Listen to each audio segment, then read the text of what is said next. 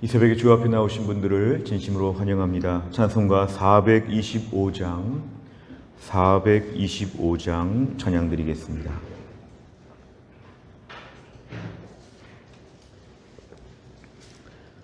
찬송가 425장입니다.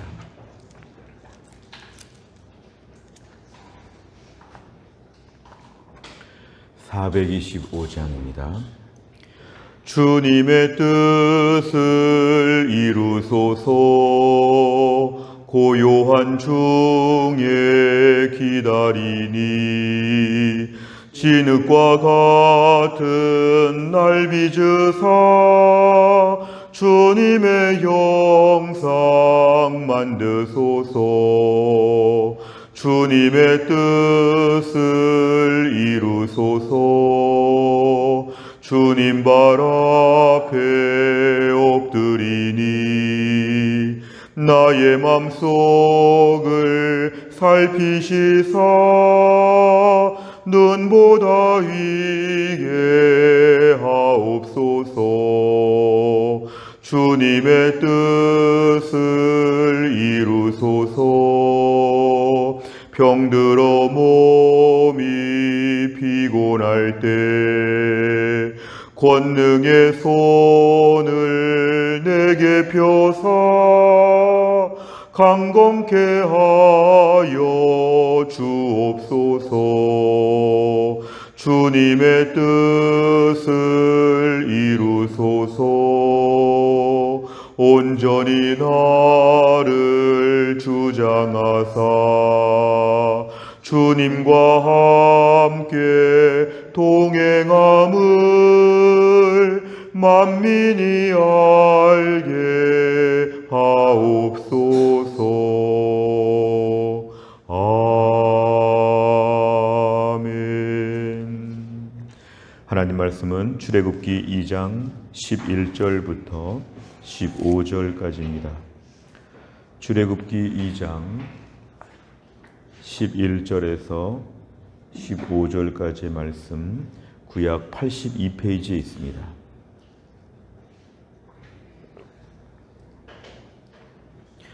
출애굽기 2장 11절에서 15절까지의 말씀, 저와 한 절씩 교독하겠습니다. 모세가 장성한 후에 한 번은 자기 형제들에게 나가서 그들이 고도에게 노동하는 것을 보더니 어떤 애굽 사람이 한 히브리 사람 곧 자기 형제를 치는 것을 본지라. 좌우를 살펴 사람이 없음을 보고 그 애굽 사람을 쳐 죽여 모래 속에 감추니라. 이튿날 다시 나가니 두 히브리 사람이 서로 싸우는지라.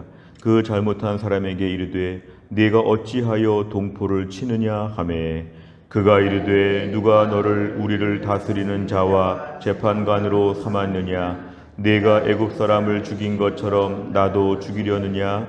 모세가 두려워하여 이르되 일이 탈로 되었도다. 같이 읽습니다.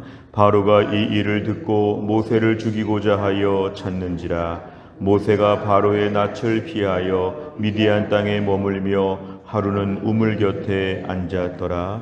아멘. 오늘 본문의 말씀의 11절에 보니까 이제 모세가 장성한 후에 그랬습니다. 그래서 이제 모세가 아기 모세였는데 이제 모세가 장성하게 되었다고 합니다. 사도행전 7장의 스데반의 설교를 보면 이때 모세의 나이가 40세쯤 되었다 이렇게 얘기합니다. 40세쯤 되어서 이제 모세는 나름대로 성장하였고 세상 지식도 모든 면에서 가장 완벽한 절정의 시기, 모든 것을 갖춘 자신감이 넘치는 시기, 지금 그런 나이가 되었다는 게 모세가 장성한 후에 그런 뜻입니다. 그런데 어느 날 자기 형제들에게 나갔다는 것은 특별히 애굽 사람의 지금 왕자였지만 어머니로부터 어릴 때부터 신앙 교육과 또한 민족 의식을 배웠기 때문에 그는 이스라엘 사람들을 자기 형제라고 이렇게 보게 되었습니다. 그래서 나가서 보니까 고되게 노동한다. 여전히 지금 모세가 40세라고 하면 40년, 꽤 오랫동안 이스라엘 백성들이 노예 생활을 하는데 얼마나 힘들게 일하는지, 일반 직장인이 아니라 이건 노예였기 때문에 매우 고생하는 것을 그가 보게 되었는데요. 특별히 애굽 사람 하나가 아마 이 사람들을 관리하는 사람이었는지 모르지만 이 사람이 좀 히브리 사람, 이스라엘 사람을 너무너무 몹시 때렸다. 다른 번역에 의하면 몹시 때렸다고 이렇게 말합니다. 자기 형제, 그러니까 모세 입장에서 볼 때 자기 형제입니다. 어떻게 내 동족을 저렇게 때릴 수 있는가? 그걸 볼 때에 어릴 때부터 신앙교육과 민족교육을 받은 그는 울분이 치밀어 가지고 12절에 보니까 좌우를 살펴 사람이 없음을 보고 아마 외딴 곳에 있다고 생각되었는지 그 애굽 사람을 쳐서 죽였습니다. 아마 주변에 사람이 하나도 없다는 것은 확인한 것 같은데 그 애굽 사람을 쳐서 죽였다는 것은 인간적인 혈기로 아마 이 사람 하나만 죽이면 해결될 것처럼 나름대로 자기는 그렇게 강한 힘도 있고 지혜도 있고 권세도 있고 자기를 의지하여서 일단 현장에서 문제를 해결한 것처럼 보이고 시체를 유기하였는데요. 모래 속에 감췄다 그랬습니다. 하루아침에 금방 살인자가 된 것인데 문제는 아무도 안 봤다고 해도 당시 히브리 사람도 있고 이것이 결국 퍼진 것입니다. 13절에 보니까 이튿날 하루 다음 날 지금 나가서 보니까 이번에는 이스라엘 사람끼리 서로 싸우고 있었습니다. 그러자 모세가 판단해 볼 때 이쪽이 잘못했구나. 나름대로 재판관처럼 판단을 내린 것이죠. 당신이 잘못했다. 너 어찌하여 동포를 이렇게 힘들게 하고 치느냐. 모세가 지금 판단해서 잘못한 사람에게만 지금 얘기하고 있는데 14절에 보니까 그 잘못한 사람이 지금 모세에게 말을 합니다. 누가 너를 우리를 다스리는 자, 지도자로 세웠느냐? 누가 너를 재판관으로 삼았느냐? 결국에는 오늘 모세에 대해서 완전히 무시하는 것이죠. 오늘 14절에 이러한 말은 모세에게 너무 당혹스러운 말입니다. 그래도 명색이 애굽의 왕자인데 이 모든 상황 가운데서 모세를 전격적으로 무시하게 되었습니다. 여기에 놀랐는데 한 번 더 놀란 것은 네가 애굽 사람을 쳐 죽인 것처럼 나도 죽이려고 하느냐. 모세의 어제 사건이 오늘 이스라엘 공동체 안에 퍼진 것 같습니다. 결국은 이제 모세에게 있어서는 도망갈 수밖에 없는 상황이 되었는데 15절에 보니까 바로가 이 일을 듣고 모세를 죽인다. 사실은 당시에 그렇게 인권을 대단하게 보지는 않았는데도 불구하고 이 모든 상황의 파급성을 보면 뭔가 자연스럽지 않은 뭔가 특별한 어려움이 지금 밀려오고 있습니다. 하루아침에 오늘 본문에 오늘 15절에 보니까 바로의 낯을 얼굴을 피해서 미디안 땅 광야로 그가 도망갔다는데요. 이건 1000km가 넘는 꽤 먼 길이기 때문에 오늘 이제 모세의 인생은 갑자기 왕자에서 살인자, 왕자에서 도망자, 지명수배, 현상수배범으로 그는 바뀌는 신세로 그의 인생이 전락했다는 것이 오늘 본문에 잘 등장하고 있습니다.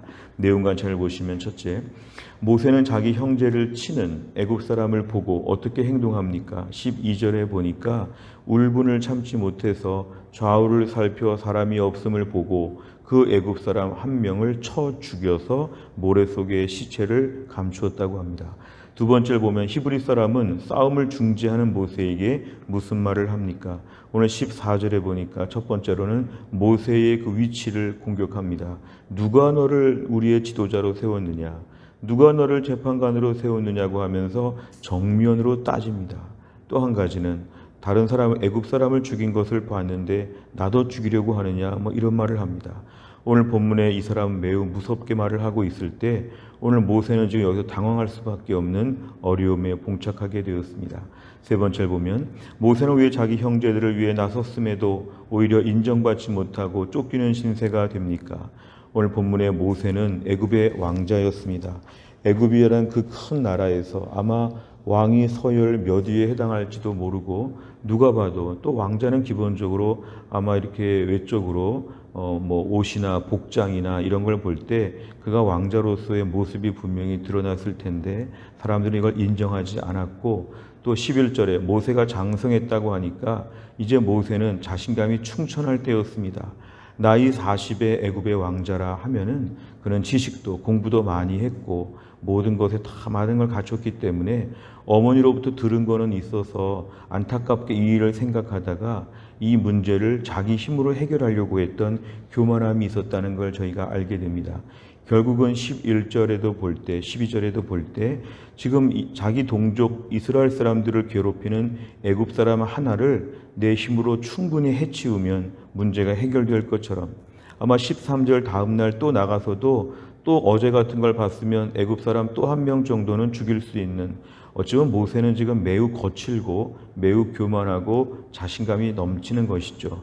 누가 내 앞에서, 그리고 나는 꽤 착한 일을 했다, 옳은 일을 했다, 대단하지 않느냐. 오히려 어제 있었던 이스라엘 사람이 고마워하고 그 소문이 퍼질 때, 아, 모세가 우리의 지도자인가 보다 하면서 모세를 지도자로 떠받들고 뭐 이렇게 지금 상황이 될 줄로 알았지만, 오늘 13절 14절에 보니까 모세는 절대로 그런 힘이 없었습니다. 우리가 오늘 본문을 묵상하면서 알 수 있는 것은, 오늘 모세의 기본적인 마음은 민족에 대한 사랑이었죠. 그리고 자기 민족이 고통받는 걸 견디지 못하는 거죠. 마치 우리가 일제강점기에 일본 사람이 한국에 와서 한국 사람 막 괴롭히고 놀리면 같은 민족으로서 우리가 뛰어들어서 막 싸우는 그런 마음이 드는 것처럼, 오늘 본문의 모세의 기본적인 마음의 방향은 옳은 것이라고 볼 수도 있었으나, 그가 오늘 대처하는 것은 지극히 교만한 것이었습니다. 하나님으로부터의 분명한 소명과 인정을 받는 것도 아니었고, 그러니까 성급하게 자기 감정에, 자기 의로움에, 자기 공로에, 자기 혈기에 빠져가지고 일단 일을 하는데, 오늘 본문은 완전 실패였습니다. 오늘 본문에 등장하는 모세는 실패한 사람이었습니다. 자기가 왕자이니까, 자기가 많은 것 대단하니까 그거로 한번 주의 일을 감당해 보려고 하는 것은 아무 의미가 없다는 것입니다. 이 말씀을 오늘 우리의 삶에 비교해 보면은, 오늘도 우리가 하나님 앞에서 일을 할 때에 나의 지혜와 나의 능력과 실력으로는 이 땅에서 믿음으로 살 수도 없고 주의 일을 할 수도 없다는 것입니다. 내가 오늘 많은 것, 예를 들어 공부를 많이 했습니다. 예를 들어 돈이 많습니다. 예를 들어 말을 잘합니다. 예를 들어 모든 것이 나는 남들 탁월합니다. 그런 걸 가지고 주의 일을 할 수 없는 것, 결국에는 하나님의 은혜를 구해야 한다. 주님의 뜻을 이루어 주옵소서. 겸손하게 매일매일 기도해야 된다. 매일매일 우리가 나의 힘으로 주의 일을 할 때에 여기저기서 부작용이 벌어지게 됩니다. 혈기로 일할 수 없고요, 인간의 힘으로 일할 수 없고 하나님의 때와 방법을 기다리는 것이 필요한데, 오늘 모세는 그러한 것이 하나도 없었던 그러한 상태의 모세를 오늘 저희가 보았습니다.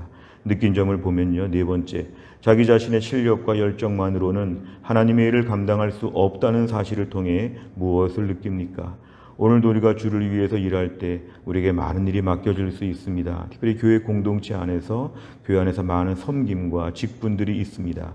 이럴 때 우리가 하나님 앞에서 매일매일 주님의 뜻을 알려주옵소서, 하늘의 지혜를 주옵소서, 저는 아무것도 모릅니다, 도와주옵소서, 이게 맞습니까? 이렇게 하는 게 옳습니까? 여쭤보고 의지하면 우리는 오늘 참 일을 잘하는 것인데, 혹시나 오늘도 우리가 모세처럼 이 정도의 지식과 이 정도의 경험과 이 정도의 나는 다 할 수 있다고 하면서 막 혈기를 부리면서 이 사람 저 사람 치고 다니고 이 사람 저 사람 괴롭히고, 그렇게 되면 우격다짐으로 일이 되는 것처럼 보이지만, 오늘 12절까지를 보면 완벽한 완전 범죄가 된 것처럼 보이지만, 그 이스라엘 사람이 볼 때는 고마워하지 않을까 뭐 이러면서 우쭐할 수 있었지만, 12절의 상황은 실패한 것이었다. 13절에서 그의 실패가 명백하게 드러난 것처럼, 오늘도 우리가 나 자신의 교만이 있지 않은가. 주의 일을 감당할 때는 목회자를 비롯해서 교회 안의 모든 성도들이 항상 기억할 것은, 오늘도 겸손하게 주 앞에 엎드려야 합니다. 겸손한 것을 무엇으로 알 수 있느냐? 간절히 엎드려 기도하는 것입니다. 주님, 어린아이 같습니다. 저는 모릅니다. 도와주옵소서. 오늘 이렇게 해야 되겠습니까? 하나님, 저에게 확신을 주옵소서. 하나님, 가르쳐 주옵소서. 매달려서 구하는 것이 필요합니다. 신약 성경에 보면 교회 안에 지도자를 세울 때 디모데전서 3장 6절에도 보면은 새로 입교한 자에게는 직분 주지 말라고 했습니다. 왜냐하면 은혜를 모르고 자기의 실력으로 일하는 줄 아는 초신자들이 하나님의 일을 감당하면 교회가 어려워진다. 결국 교회는 은혜를 아는 자가 되어야 한다.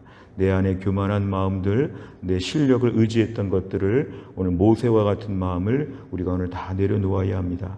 다섯 번째를 보면 내 실력과 열정만으로 일을 감당하다 좌절을 겪은 적은 언제입니까?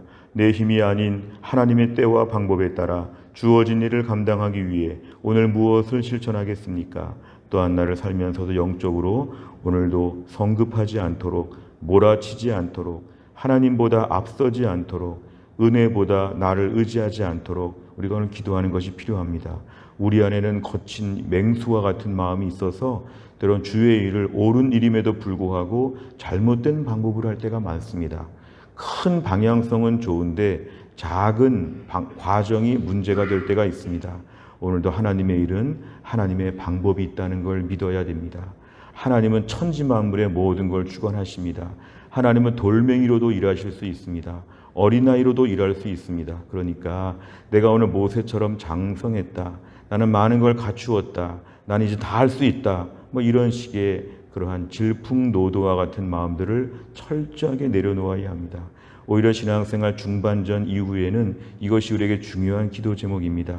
이제 신앙생활 오래 하다 보니까 다 알 것 같습니다. 다 할 것 같습니다. 모든 게 다 능통해 보입니다. 그럴 때가 위험합니다. 초보 운전자들이 운전사고 안 나는데요. 운전 베테랑들이 사고 크게 나는 법입니다. 오늘도 우리가 주 안에서 겸손하게 하여 주옵소서.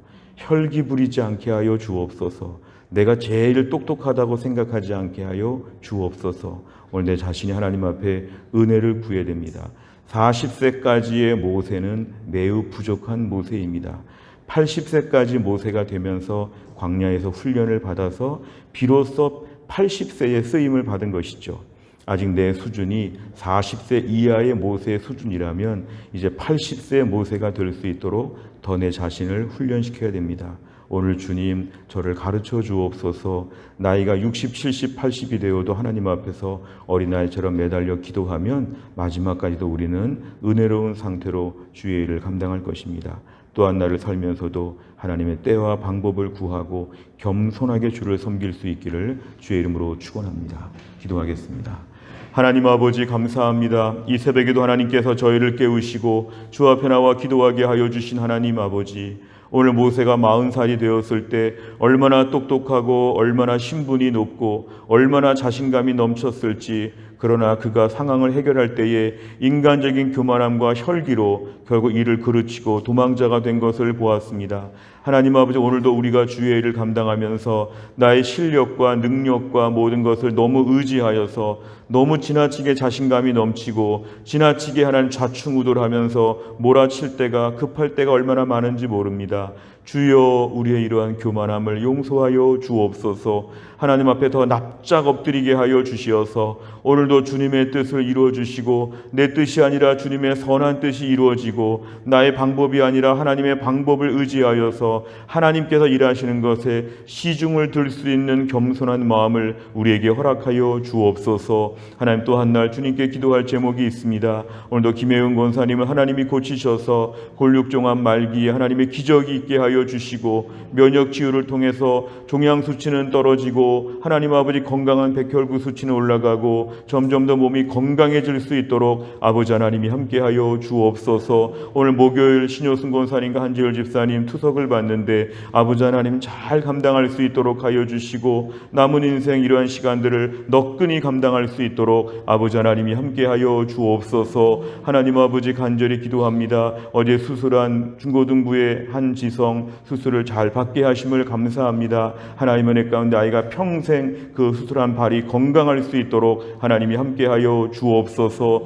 하나님, 특별히 수험생을 위하여 기도합니다. 김하람, 노영주, 백주희, 손효택, 윤지민, 이세원, 우리 교회 6명의 수험생을 하나님이 붙잡아 주시어서 수시와 정시의 모든 과정을 통해 우리 아이들의 길이 열려지게 하여 주시고, 수험생 가족들마다 하나님의 은혜와 기적을 체험할 수 있도록 하나님이 함께하여 주옵소서. 또한 나를 주님께 온전히 의지하오며 예수님의 이름으로 기도하옵나이다. 아멘. 목요일마다 기도하는 100대 기도 제목, 지역사회와 다음 세대를 위해 기도합니다. 57번부터 70번까지 오늘 아침에 기도해 주시기를 바랍니다. 주기도문 하겠습니다. 하늘에 계신 우리 아버지여, 이름이 거룩히 여김을 받으시오며 나라의 임하옵시며 뜻이 하늘에서 이룬 것 같이 땅에서도 이루어지이다. 오늘날 우리에게 일용할 양식을 주옵시고, 우리가 우리에게 죄 지은 자를 사하여 준 것 같이 우리 죄를 사하여 주옵시고, 우리를 시험에 들게 하지 마옵시고 다만 악에서 구하옵소서. 대개 나라와 권세와 영광이 아버지께 영원히 있사옵나이다. 아멘.